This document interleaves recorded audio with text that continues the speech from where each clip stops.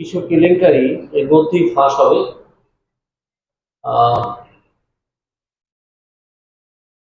এবং তখন আবার একটা জোরদার আওয়াজ উঠবে এই সরকারের চলে যাওয়ার বিষয়।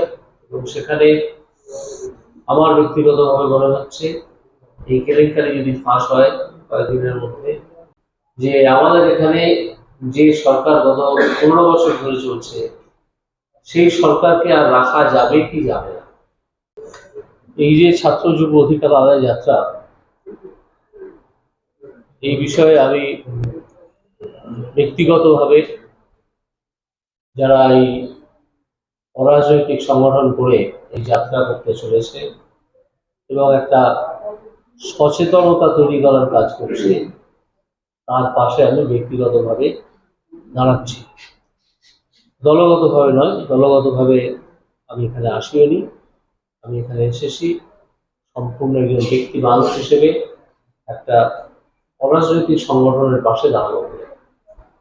এবং এনারা যে কাজটা করছেন এবং শুরু করছেন সেটাকে অত্যন্ত জরুরি কাজ বলে মনে করি, এই কারণে যে আমাদের রাজনীতির ক্ষেত্রের বাইরে আরো অনেক অনেক মানুষ থেকে যান যারা সরাসরি রাজনীতিতে যুক্ত হতে চান না বা হন না, কিন্তু তাদের একটা মতামত থাকে, মত প্রকাশের একটা জায়গা থাকা দরকার।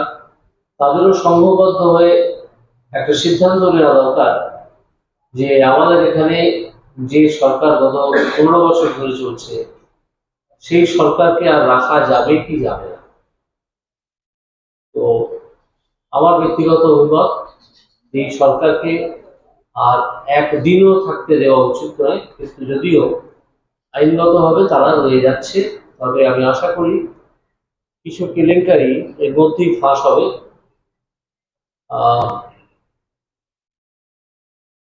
এবং তখন আবার একটা জোরদার আওয়াজ উঠবে এই সরকারের চলে যাওয়ার বিষয়। এবং সেখানে আমার ব্যক্তিগতভাবে মনে হচ্ছে এই কেলেঙ্কারি যদি ফাঁস হয় কয়েকদিনের মধ্যে, তাহলে আমার মত এই, যেটা আমি প্রকাশ করেই দিচ্ছি, টানা 72 ঘন্টা বন্ধ ডাকা উচিত সারা পশ্চিমবঙ্গে।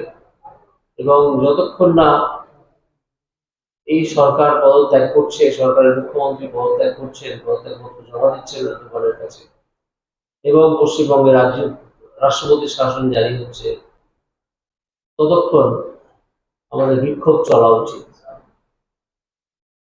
তো এসব করার জন্য রাজনৈতিক দলের যেমন প্রয়োজন, তেমন আরো বেশি করে প্রয়োজন রাজনৈতিক দলের বাইরে যারা আছেন তাদের সংযোগ, তাদের একটা সংগঠিত রূপ নিয়ে এই কাজে এগিয়ে আসা। তো সেই জন্যে আমি এদের সঙ্গে যুক্ত হয়েছি। নৈতিক সমর্থন আমি জানাচ্ছি ব্যক্তিগতভাবে। আমার দলের পক্ষ থেকে আমি কিছু বলছি না, দলের অধিকার আমার নেই। দলের পক্ষ থেকে আমি যে দলে আসি সেই দলের পক্ষ থেকে যদি কিছু বলতে হয় তাহলে দলের সভাপতি বলবেন, বা সভাপতি যাকে